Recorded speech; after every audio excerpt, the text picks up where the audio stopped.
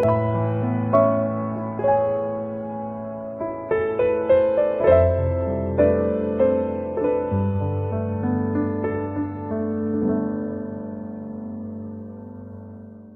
지역에서 지금 함께 예배를 드리시는 우리 모든 분들에게도 하나님의 은혜가 그리고 하나님의 나라가 임하는 시간 되기를 주님의 이름으로 축원을 드립니다.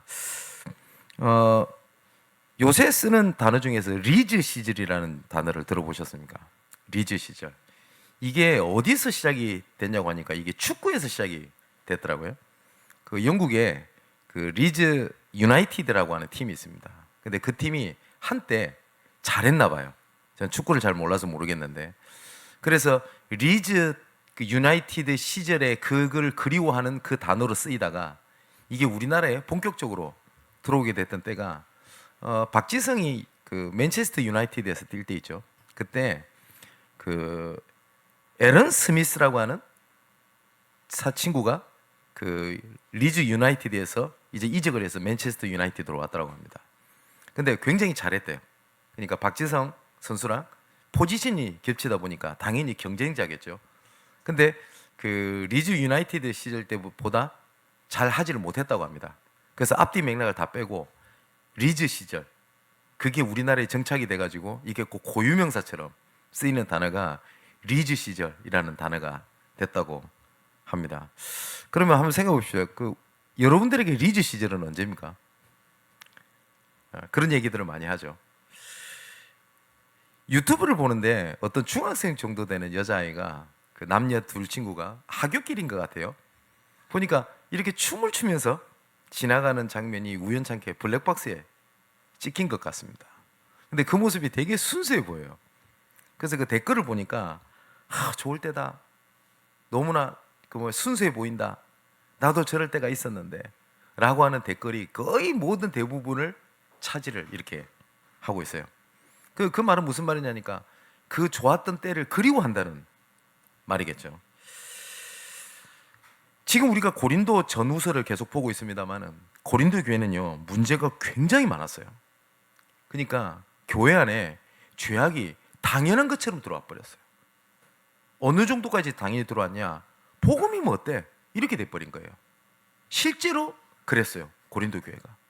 그러다 보니까 그때 당시에 고린도 교회는 우상이 굉장히 심했던 지역이거든요. 근데 그 우상을 섬기는 신전에 그 실제로 성매매까지도 있었던 상황에 그런 문제가 교회 안에 들어오고, 그 다음에 근친, 이런 혼, 이런 것들도 이렇게 들어오게 되고요. 그리고 나중에 각자 취향에 맞는 지도자를 이렇게 선택을 하고 따라가게 됩니다. 그러면서 각자 취향에 맞는 지도자를 선택을 해가지고 어떻게 하냐? 나중에는 그 상대방 사람들을 비방을 하고 욕을 하고 분열이 이렇게 계속 교회 안에 일어나게 됐던 겁니다. 그러니까 사실상 불신자보다 못하고 불신자들에게 비웃음을 당할 만한 일이 고린도 교회에 일어나게 된 겁니다. 분명히 고린도 교회가 그렇게 시작되지 않았어요. 그렇게 시작되지 않았습니다. 근데 고린도 교회 사람들도, 정말 하나님 앞에 순수했던 사람들도 이런 생각을 분명히 했을 겁니다. 하나님께서 원하시는 모습이 이런 모습이 아닌데, 그리고 예전에 정말 고린도 교회도 하나님 앞에 순수하고 말씀 앞에 순수하고 복음 전하려고 했던 그때가 있었겠죠. 정말 그때가 좋았는데 이렇게 하면서 힘들었던 사람들도 분명히 있었을 겁니다. 그런데 많은 사람들이 그때가 너무 좋았는데, 그때가 진짜 너무 행복했는데 라고 생각을 하고 있는 상황에 오늘 보니까 바울이요 고린도전서 그 6장 2절에 보니까 이렇게 얘기를 하죠. 이르시되 내가 은혜 베풀 때에 너에게 듣고 구원의 날에 너를 도왔다 하셨으니 보라 지금은 은혜 받을 만한 때요 보라 지금은 구원의 날이다 라고 얘기를 합니다. 근데 많은 사람들은 그때가 훨씬 더 좋았는데요, 그때가 더 순수했는데요 라고 얘기를 하는데, 바울은 지금이 은혜의 때, 지금이 구원의 날이라고 얘기를 합니다. 근데 바울은 고린도 교회가 굉장히 좌절하고 시험도 들고 낙심하고 있는 상황에서 응원의 얘기를 가지고 했던 얘기가 아닙니다. 근데 바울이 이 부분은 이사야 49장 8절에 바울이 그 본문을 인용을 해서 바울이 얘기를 하는 겁니다. 이사야 49장 8절에 이렇게 기록되어 있습니다. 여호와께서 이같이 이르시되 은혜의 때에 내가 내게 응답하였고 구원의 날에 내가 너를 도왔도다. 내가 장차 너를 보하여 너를 백성의 언약으로 삼으며 나라를 일으켜 그들에게 그 황무했던 땅을 기업으로 상속하게 하리라. 바울에게 이사야서는요 굉장히 각별한 성경입니다. 그래서 구약의 모든 성경이 바울에게 영향을 당연히 줬겠죠. 근데 바울에게 인생의 굉장히 전환점이 되고 이방인을 위하여 하나님의 계획이 있다는 세계복음화와 그리고 하나님의 공의와 이런 모든 부분들은 제일 많이 영향을 받았던 부분이 어디냐? 바울이 이사야서입니다. 그래서 바울이 서신서에 보면 많은 성경을 인용합니다만 이사야서를 성경을 인용을 굉장히 많이 합니다. 여러분 지난주에 말씀드렸던 대로 하나님께서 나에게 그날 그때 그곳에 주셨던 말씀 은혜가 없으면 눈앞에 보이는 문제, 상황이 생기면 내가 돌아갈 곳이 없다고요 말씀을 드렸잖아요. 근데 바울은 모든 상황 앞에 해답이 될 수 있는 하나님의 말씀으로 돌아갈 수 있는 해답을 가지고 있었어요. 그게 말씀이었습니다. 그래서 바울이 이사야서의 본문을 인용하면서 지금이 우리는 과거에 해상하고 하는 것이 아니라 지금이 은혜의 때요, 지금이 구원의 날이라고 얘기를 하는 겁니다. 예레미야가 3장 22절에서 66절 전체를 보면요, 여호와의 인자와 긍휼이 무궁하심으로 우리가 진멸되지 아니함이이다. 이것을 아침마다 새로우니 주의 성실하심이 크시도이다. 하나님의 은혜가 과거형이 아니라 날마다 새롭다라고 예레미야 선지자도 얘기를 합니다. 그런데 많은 믿는 사람들이 하나님께서 주셨던 은혜가 과거형이에요. 한때 나도 뜨거웠어. 그때가 좋았어. 근데 하나님은 항상 뭐라고 말씀하시냐면 새로운 계획을 너한테 가지고 있어 라고 얘기를 하세요. 그래서 바울도 오늘 보라 지금은 은혜의 때, 보라 지금은 구원의 날이라고 이야기를 합니다. 그래서 예레미야 애가 3장에도 뭐라고 얘기를 하니까 40절부터 보면요, 우리가 스스로 우리의 행위들을 조사하고 여호와께로 돌아가자. 우리의 마음과 손을 아울러 하늘에 계신 하나님께 들자. 우리의 손을 하나님께 들자. 여호와여, 내가 심히 깊은 구덩이에 주의 이름을 불렀나이다. 주께서 이미 나의 음성을 들으셨사오니 이제 나의 탄식과 부르짖음에 주의 길을 가리지 마옵소서. 내가 주께 이런 날에 주께서 내게 가까이하여 이르시되 두려워하지 말라 하셨나이다. 그러니까 예레미야도 뭐라고 얘기를 하니까 하나님께서 이렇게 말씀하셨잖아. 돌아가자. 여호와께로 돌아가자 라고 얘기를 하는 겁니다. 사랑하는 성도 여러분, 우리가 말씀을 붙잡는다고 하는 것은 눈앞에 보이는 문제와 어려움을 피하고 해결하기 위한 도구가 아니라 말씀을 붙잡는다는 것은 하나님께로 돌아가는 그 회개를 얘기합니다. 하나님께로 돌아가는 것. 근데 많은 사람들이 눈앞에 문제가 왔잖아요. 그러면 답은 정말 근본적인 답은 간단해요. 내가 하나님께로 돌아가야 되겠다. 거긴데 뭐냐니까 뭘 하고 있냐? 말씀을 붙잡고 나는 그 말씀을 해결하려는 도구로 붙잡는 거예요. 하나님의 말씀은 우리의 일을 이루는 도구가 아니라 우리의 아버지 되시는, 주인 되시는 하나님의 말씀입니다. 근데 수많은 사람들이 말씀을 붙잡고 하나님께로 돌아가는 것이 아니라 무엇을 이루는 도구로 많은 사람들이 바꿔버렸어요. 그러면 문제나 어려움이나 사건이 오면 하나님의 답은 똑같습니다. 말씀을 붙잡고 하나님께로 돌아가는 건데 그 말씀을 해결하는 도구로 많은 사람들이 잡아버렸어요. 이것은 유대인들이 근본적으로 그렇게 했어요. 유대인들은 예수 그리스도를 기다렸습니다. 메시아를 기다렸습니다. 근데 아멘 주 예수여 어서 오시옵소서, 나의 주 나의 하나님 나에게 오시옵소서, 그 의미가 아니었고, 메시아가 오면 우리 문제 해결될 거야. 메시아가 오면 우리가 이제는 주를 이루는 거야. 복음 알면 이제 능력을 받는 거야. 복음 알면 무엇을 이루는 거야. 이렇게 만들어 버렸어요.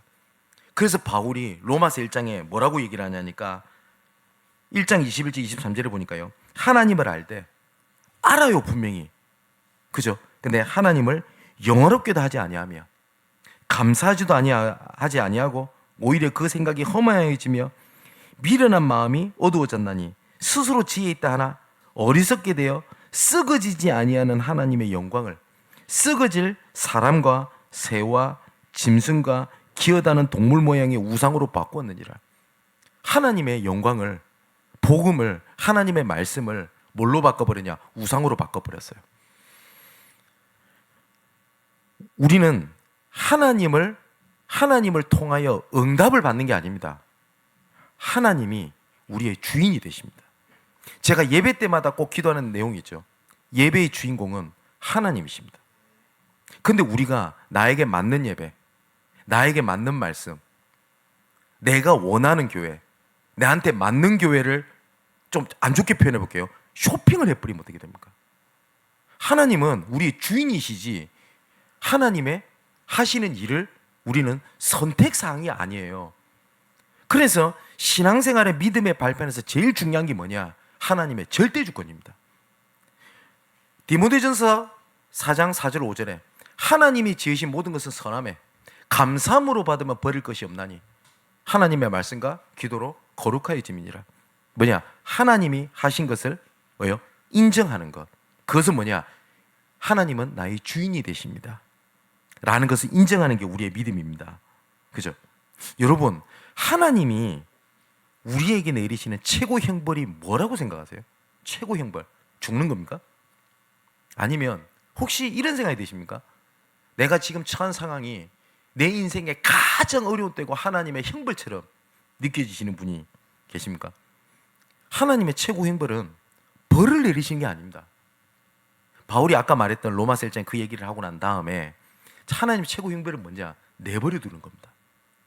그래서 로마서 1장 24절부터 마음의 더러움에 내버려 두사, 부끄러운 욕심에 내버려 두사, 상실한 마음에 내버려 두사, 내버려 두시는 거예요. 그런데 오히려 내가 문제가 왔다? 그거는 하나님께서 나에게로 돌아와라, 나를 바라보라 라고 하나님이 기회를 주신, 그게 오히려 사랑이고 하나님의 응답이지 그건 문제가 아닙니다. 진짜 문제는 뭔지 아세요? 내가 하나님과 함께 하지 않는데 나한테는 아무런 일이 없는 거예요. 하나님은 내버려 두신다고 되어 있습니다.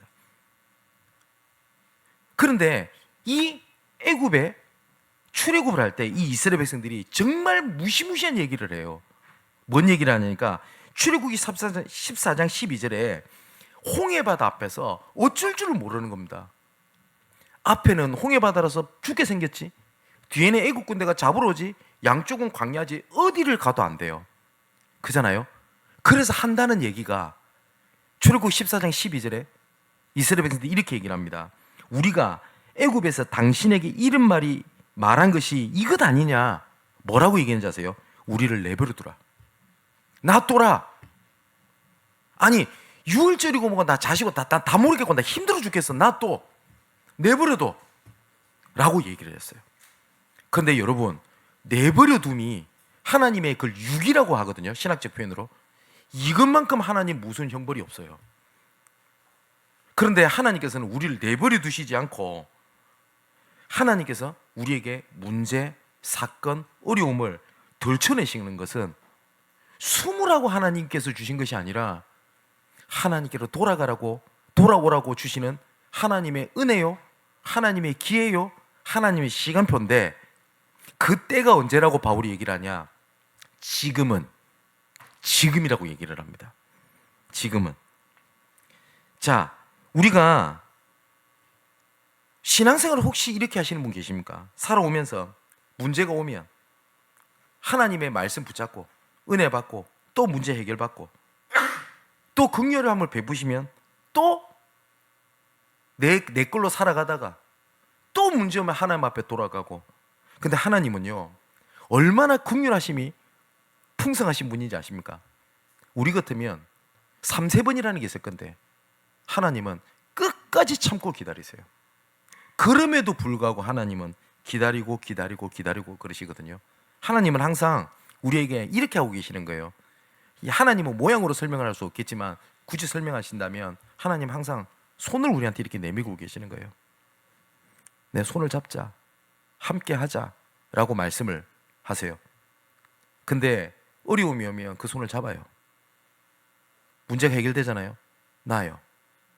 또 문제 생기잖아요, 또 잡아요, 나요. 잡아요, 나요. 이거를 수도 없이 반복해요. 근데 하나님은 그럼에도 불구하고 내가 너를 사랑한다, 난 너와 함께 하고 싶어, 나랑 함께 하자 라고 말씀을 하시는 겁니다. 그래서 이사야 55장에 이사야도 똑같은 얘기를 해요. 너희는 여호와를 만나만 할 때에 찾으라, 가까이 계실 때에 부르라. 그때가 언제라고요? 지금. 보라, 지금은 은혜의 때요. 보라, 지금은 구원의 날이로다. 악인은 그 길을, 불의한 자는 그 생각을 버리고 여호와께로 돌아오라. 그리하면 그가 긍휼히 여기시리라. 우리 하나님께로 돌아오라. 너그럽게 용서하시리라. 이는 내 생각이 너희 생각과 다르며 내 길은 너희 길과 다름이니라. 여호와의 말이니라. 또 뭐라고 말씀하시냐면 내 입에서 나가는 말도 이와 같이 헛되이 내게로 돌아오지 아니하고 나의 기뻐하는 뜻을 이루며 내가 보낸 일에 형통함이니라. 그래서 오늘 본문 1절에도 하나님이 주신 은혜, 하나님의 부르심에는 후회하심이 없고 절대 헛되지 않는다는 겁니다. 자, 그렇다면 언제 우리가 주께서 함께 하시는 것을 응답하시고 함께 하시는 것을 확인할 수 있냐? 아까 말씀드렸죠. 보라, 지금은 은혜 받을 만한 때요. 보라, 지금은 구원의 날입니다. 그래서 지금의 때를요, 하나님은 하나님께서 우리에게 주신 승리의 운동장으로 주신 것이지 고난의 현장으로 우리에게 주신 것이 아닙니다. 그래서 하나님께서 그 말씀을 하시면서 뭐라고 말씀하시냐니까 하나님의 은혜는 헛되지 않는다라고 되어 있습니다. 근데 이 헛되이 되다라는 말이 영어로 보면 vain이라는 단어를 쓰는데 이것은 공허한, 의미 없는 이런 뜻이에요. 이거를 그럼 직역에서 바꾸면 어떤 말이냐니까 하나님이 주신 은혜는 의미가 없는 게 아니야. 하나님이 주신 은혜는 이유가 있고 의미가 있어 라는 말이에요. 하나님께서 우리에게 은혜를 주신 것은요, 하나님께서는 분명한 이유가 있습니다. 이유가. 여러 사람들의 얘기를 듣다 보면요, 시험 들었거나 낙심했을 때 하는 얘기, 이런 얘기를 합니다. 은혜 받았던 지난 날이 부정되는 느낌이 든대요. 한때 내가 은혜 받았고 한때 내가 하나님 앞에 뜨거웠고 했던 그때가 허무한 것 같고 의미가 없는 것처럼 느껴지는 겁니다. 고린도 교회도 그랬어요. 고린도 교회도. 그래서 제가 고린도 전후서 사이에 편지가 하나씩 돼 있다고 제가 설명을 드렸죠. 자, 그런데 이 고린도후서 배경에는요, 이제 드디어 고린도 교회 사람들이 바울의 말을 알아들었어요. 그래서 내가 너희들한테 이제 갈 거야, 또 들릴게 라고 하면서 썼던 편지거든요. 그 사람들의 마음을 위로하면서 썼던 얘기라고요. 지금이 은혜 받을 만한 때야. 지금이 구원의 날이야. 지금을 얘기합니다. 근데 우리는 자꾸 서로 얘기했던 거죠. 리즈 시절을 지난 날, 나의 아직 전성기는 오지 않았어, 뭡니까? 기약이 없는 미래를 바라보는데 하나님은 뭘 말씀하시냐? 지금을 얘기하세요. 지금을. 제가 전도학교 때도 좀 간증을 드렸죠. 제가 아는 지사님 한 분 계십니다. 이분이 스페인 남자랑 결혼을 했어요. 그리고 난 다음에 스페인으로 넘어가게 된 겁니다. 오래전에. 근데 이분이 저한테 이런 얘기를 하시더라고요. 집을 떠나고 싶었대요. 너무 지긋지긋했대요. 상처가 된 거예요. 근데 좋은 스페인 남자를 만나서 유럽에서 좋은 날을 꿈꾸고 시집을 갔어요. 그런데 이 남자가 그냥 정상이 아니었던 거예요. 여러 가지 문제 때문에 이혼을 하게 됐어요. 그래서 자녀 둘을 낳았는데 첫째는 아들, 둘째는 딸을 낳았는데 이 자녀들은 혼혈이잖아요. 스페인에서 왕따를 당해요. 근데 이 스페인이라는 국가가 굉장히 자존심이 센 나라입니다. 우리나라도 자존심 굉장히 세잖아요. 우리나라 버금갑니다. 그 참고로 미국에 가면 히스패닉이라고 하는 친구들 있죠. 절대 영어 안 씁니다.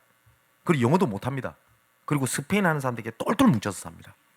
그 스페인에 발렌시아라는 지역에서 그렇게 해서 조그마한 미용실을 운영하면서 인종차별을 당하면서 살아가요. 이분이 지나온 인생이 부정당한 같은 거예요. 어떻게 했어요? 하나님이 살아계시다면 나를 이렇게 할 수 있겠나? 그렇겠죠. 왜 나한테는 이런 일이 일어나지? 여러분 그런 얘기 많이 안 들으세요? 그러면서 또 이게 과거가 해상되는 겁니다. 그래도 어릴 때 교회 다닐 때가 좋았고, 근데 이분이 어제 우연찮게 한국에 나오게 됐어요. 근데 친구한테 복음을 듣게 된 겁니다. 뭐라고 듣게 됐냐? 너는 결혼을 실패해서 스페인 사는 여자가 아니라 하나님께서 스페인 복음화 때문에 하나님이 너를 거길 보낸 거야. 거기 하나님의 계획이 있는 거야. 하나님이 주신 은혜가 헛되지 않는다는 얘기입니다. 그죠? 근데 그 말이 이분 집사님 가슴을 치더래요. 그렇구나. 요셉이 똑같죠. 형들이 나를 팔았다고 해서 두려워하지 말고 놀라지 마소서. 뭐요? 여호와께서 나와 우리 가정을 구원하시기 위하여 나를 앞서서 애굽에 보낸 거지 형들의 문제가 아닙니다. 이 지사의 마음에 부딪힌 거예요. 그래서 교회를 찾아다녔습니다. 스페인 복음합시다. 세계 복음합시다. 많은 사람들이 미쳤다고 외면을 하더래요. 근데 어떤 한 목사님이 그 동양인 여자의 외침을 손을 잡아줬어요. 그래, 복음해야지. 그죠? 그래서 이 지사님이 그 교회를 갔어요. 그 목사님께 계속 권유를 한 겁니다. 한국 갑시다. 합숙훈련 받으십시다. 근데 혼자 오기 못하더래요. 그래서 친구 목사님한테 전화를 한 겁니다. 마드리드에서. 근데 처음에 그 지사님 찾아갔던 목사님이 호세라는 목사님이고, 마드리드에 연락했던 분이 안토니오 목사님입니다. 근데 그 호세 목사님 밑에 있는 아들이 지금 본부에서 스페인어 통역하는 친구가 그 친구입니다. 지금 영남권에서 스페인어 사역을 하는 또님 목사, 그 친구가 그때 은혜 받았던 16살짜리 렘넌트였습니다. 감사할 일이죠. 그 집사님의 하나님께서 은혜를 주신 그날 그때 그곳, 하나님의 은혜는 헛되지 아니하나 라는 거 붙잡은 것밖에 없는데 하나님은 그 나라를 움직이셨어요. 지금도 스페인에 계세요. 네. 그래서 혹시 딴 데 계시나 싶어서 제가 금요예배 마치고 문자를 드렸더니 연락이 왔어요. 아직 있대요. 그래서 저보고 언제 다시 스페인에 오냐요. 그래서 기회되면 가겠습니다 라고 말씀드렸거든요. 근데 참 감사한 것은 그렇게 응답된 거를 스페인, 발렌시아, 마드리드에서 캠프를 섬길 수 있도록 하나님이 은혜를 베풀어 주셨어요. 근데 많은 사람들이 지금을 하나님의 은혜 받을 만한 때요, 지금의 구원의 날이 아니라 뭘 붙잡고 있냐니까 고통의 때로 잡고 있어요. 그러면서 언젠가는 좋은 날이 오겠지, 혹은 옛날이 더 좋았어. 뭐하고 똑같냐니까요, 하나님께서는 여리고를 무너뜨리겠다라고 하는 분명히 약속을 말씀을 하셨거든요. 그 말씀보다 여리고가 더 크게 보이는 거예요. 그죠? 하나님께서 6월절 어린 양 피 바르고 구원하셨던 그 구원의 은혜보다 홍해 바다가 더 넓고 깊고 무섭게 보이는 거예요. 그래서 사단은 지금도요, 속이는 방법이 그겁니다. 하나님의 말씀을 막지를 못합니다. 사단은 절대 막을 힘도 없고 막을 수도 없어요. 그래서 베드로 전서 5장 7절 11절을 보니까 뭐라고 해요? 근신하라 깨어라, 너희 대적 마귀가 우는 사자처럼 두루다니며 삼킬 자를 찾는다. 이 사단은요, 지금도 속입니다. 그래서 너희는 마음을 굳게 하여 그를 대적하라. 이는 세상에 있는 너희 형제들도 동일한 고난을 당한 줄 알미라. 그러면서 뭐라고 얘기를 하냐니까, 속임수, 그 속임수, 이 사단의 속임수에 이기게 하시는 은혜가, 그것을 이기게 하시는 하나님의 은혜라고 얘기를 합니다. 그 은혜가 우리를 온전케 하시며 굳건하게 하시며 강하게 하시며 털을 더 견고하게 하실 것이다. 고린도전서 15장 58절에도 그러므로 내 사랑하는 형제들아 견실함이 흔들리지 말고 오직 항상 주의 일에 더욱 힘쓰는 자들이 되라. 이는 너희 수고가 주 안에서 헛되지 않는 줄 알미니라. 그래서 조금만 빌립보서 1장 3절에서 11절의 말씀처럼 무엇이 복음의 선한지, 무엇이 하나님의 계획이 맞는지를 조금만 내가 분별하면, 다음 주에 좀 말씀드리겠습니다만은, 그런 근심 속에 있으면 하나님은 그 사람을 그냥 두시지를 않습니다. 그래서 우리가 무엇을 보냐가 따라서 모든 게 다 다르게 보여요. 그죠? 그래서 눈앞에 있는 것, 그것보다 하나님의 은혜와 하나님의 계획을 믿음을 더 크게 보는, 그걸 보고 망대라고 얘기를 합니다. 우리가 전망대를 세우는 이유가 두 가지입니다. 첫 번째는 지키기 위한 용도고요, 두 번째는 보기 위한 용도입니다. 지키려면 봐야 되잖아요. 그죠? 그런데 잘못 보면 어떻게 됩니까? 모든 게 끝납니다. 그래서 우리는 뭘 보자는 거냐? 상처의 망대를 세워버리면 상처 중심으로 모든 걸 보고 듣고 판단을 다 해야 돼요. 근데 하나님의 믿음의 망대를 세우고 하나님의 계획의 망대를 세우면 하나님의 계획에 의하여 움직이는 걸 보게 됩니다. 그리고 눈앞의 것이 아닌 하나님의 은혜와 계획을 이루시는 여정을 걷고 있는 거지, 승리의 운동장을 걷고 있는 거지, 우리는 고난이 아니라는 겁니다. 그리고 하나님의 숨은 계가 지경을 넓히시는 새로운 밭을 발견하고 따라가는 하나님의 이정표를 이렇게 걷게 하시거든요. 하나님은 시대마다, 위기 때마다 하나님은 증거를 예비하셨고요, 분명히 그 증거를 주시기 전에 반드시 하나님은 말씀을 주셨어요.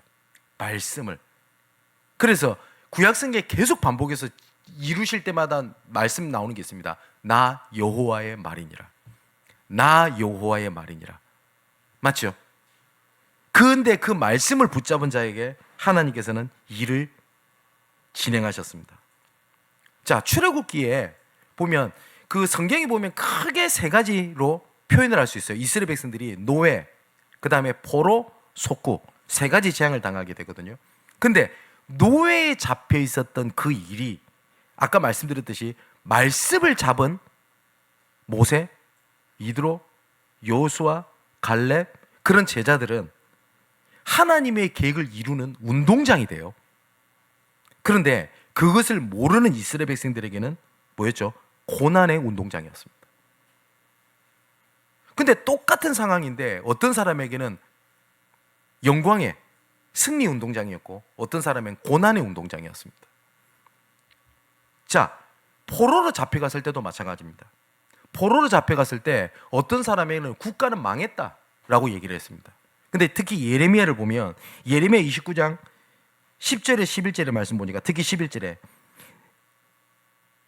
뭐라고 얘기를 하냐? 너희를 향한 나의 생각을 내가 안 하니 재앙이 아니요 평안이라, 미래와 희망을 주는 것이라. 이스라엘 백성들은 재앙이다, 끝났다, 우린 소망 없다라고 하는데 하나님은 그 바벨론 포로를 미래와 희망이다라고 말씀하세요. 정말 아이러니컬하지 않습니까? 나는 힘들어 죽겠습니다, 빨리 여기를 벗어나야 되겠습니다 라고 하는데 하나님은 아니, 지금이 그때야. 아니, 이 자리가 너무너무 힘듭니다 라고 하는데 하나님은 뭐라고 말씀하시냐? 여기가 희망과 소망이야 라고 말씀하시는 거예요. 그러면 그것을 바꿀 수 있는 길은 딱 하나입니다. 말씀입니다. 그래서 그거를 가지고 우리가 말씀을 붙잡는다고 하는 거예요. 또 사도행전 속국됐을 때도 예수님은 똑같이 말씀하셨습니다. 예루살렘을 떠나지 마라. 아니, 예루살렘이 있으면 다 잡아 죽고 지금 죽을 판인데요. 근데 하나님은 떠나지 마. 거기서 시작을 할 거니까. 그리고 약속하신 것을 기다려. 여기도 뭘 말씀하셨죠? 말씀하신 것을 기다리라. 자, 하나님께서는 지금을 뭘로 주셨다고요? 승리 운동장으로 주셨습니다. 승리 운동장을 걷는 우리에게 또 승리할 수 있는 도구를 주시고 뛰게 하셨어요. 3절에 보니까 우리가 이 직분을 이렇게 돼 있거든요. 우리 직분은 요한복음 1장 12절에 영접하는 자 곧 그름을 믿는 자들에게는 하나님의 자녀가 되는 권세를 주셨다. 그러면서 고린도 교회는 우리 지난주에 봤죠. 고린도후서 5장 20절 21절에는 그리스도의 대사로, 오늘 본문의 1절에는 하나님과 함께 일하는 자로, 뭐요? 하나님과 함께 하는 자로. 자, 그러면서 4절부터 이렇게 되어 있습니다. 오직 모든 일에 하나님의 일꾼으로 자천하여 스스로 인정하여 스스로 추천하여 많이 견디는 곡과 환난과 궁핍과 고난과 매맞음과 강함과 난동과 수고로움과 지지 못함과 먹지 못할 가운데서도 쭉 얘기를 하잖아요. 무슨 말이죠? 모든 일을 하나님의 일꾼으로 내 스스로를 자천한다. 이걸 다른 말로 뭡니까? 자부심입니다. 자존심이고요, 자긍심입니다. 시쳇말로 하나님의 자녀가 사단이, 권세가 끼어진 사단이 움직이는 관계에 내가 자빠져서 그게 굴복합니까? 가오가 있지? 시쳇말로 하나님의 자녀가, 전도자가, 렘넌트가 눈앞에 보이는 잠시의 원하는 것에 내 미래를 걸 만큼 내가 거기에 굴복을 해요? 스스로 자천해서 하나님과 함께 일하는 자로? 그럴 수는 없지 않습니까? 그죠? 7절에 이렇게 되어 있습니다. 진리의 말씀과 진리의 능력으로 의의 무기를 좌우에 가져라. 여기는 두 가지를 얘기합니다. 말씀과 능력입니다. 말씀은 예배, 그리고 능력은 믿음을 얘기를 합니다. 성경은 이스라엘 고난의 역사입니다.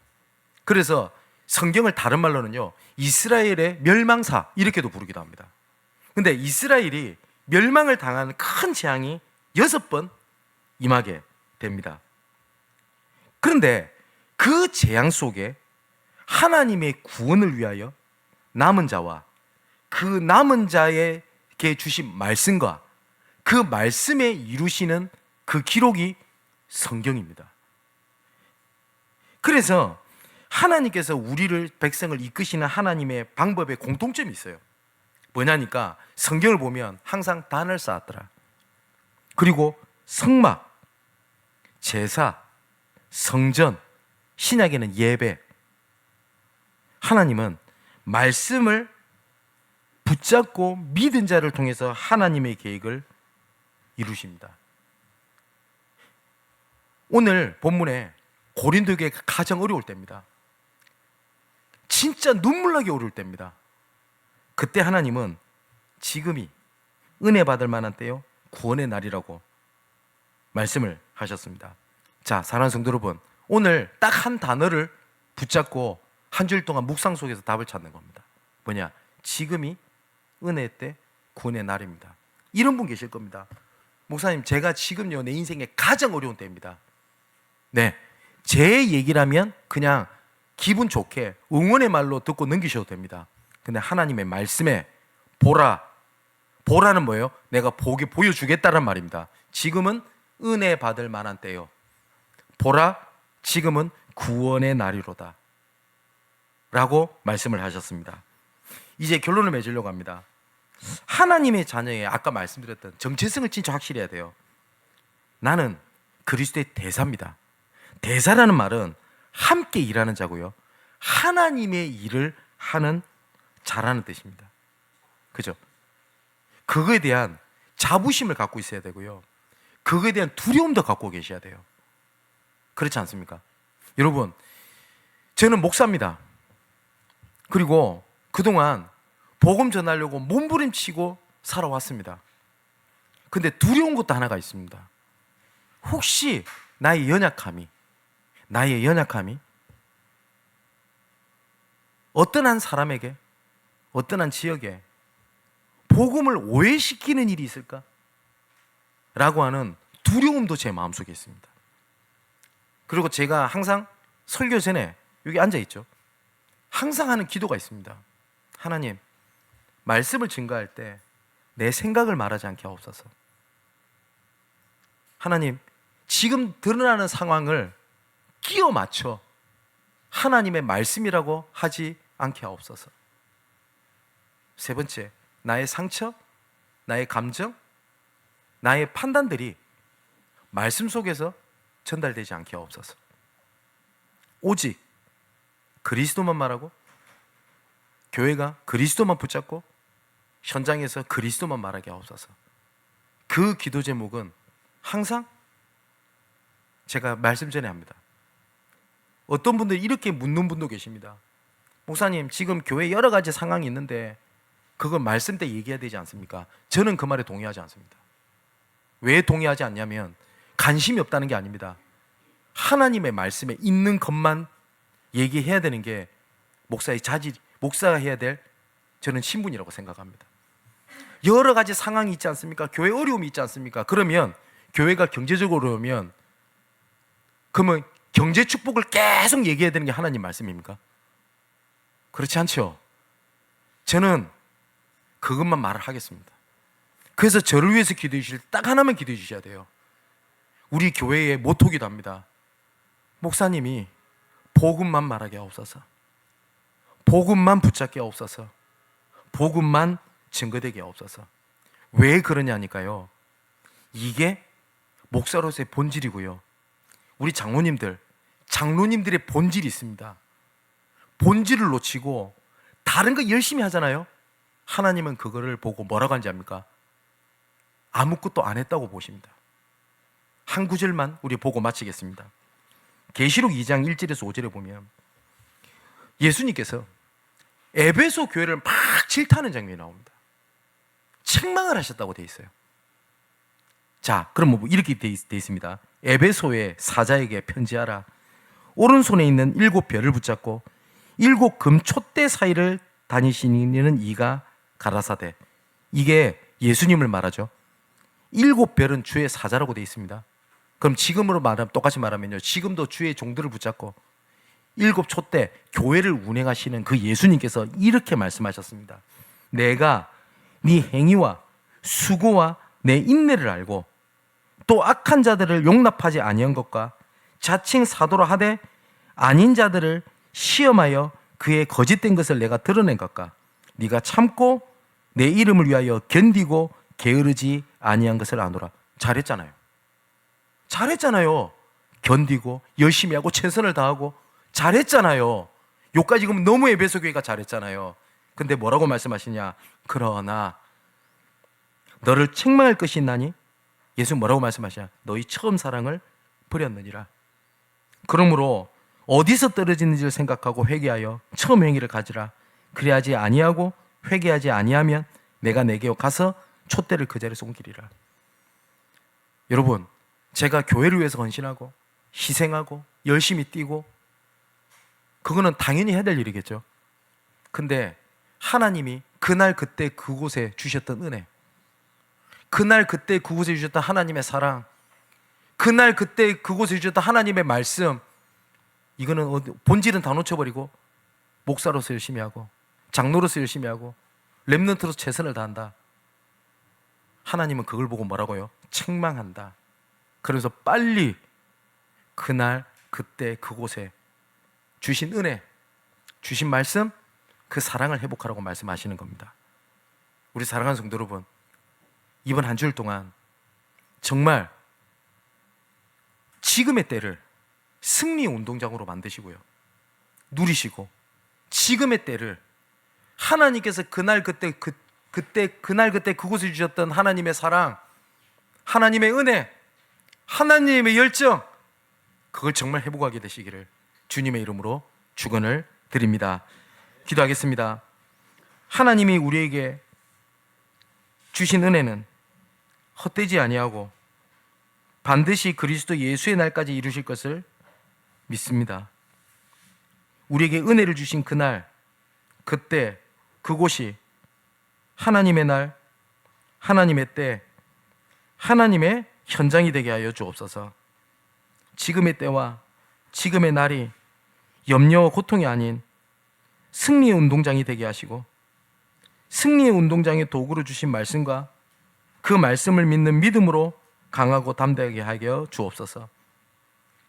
아버지 하나님, 지금 은혜의 때와 구원의 날이라고 하셨으니 지금이 오직 복음을 위하여 하나가 되었던 그날을 회복하게 하여 주옵소서. 오직 전도를 위해서 함께 울고 웃고 흘렸던 눈물을 그때를 기억하여 주옵소서. 오직 선교를 위하여 함께 기도하고 함께 기뻐했고 함께 헌신했던 그곳을 기억하여 주옵소서. 지금을 최고의 때로 만드시기 위하여 십자가를 지신 예수 그리스도 이름으로 기도하옵나이다. 아멘.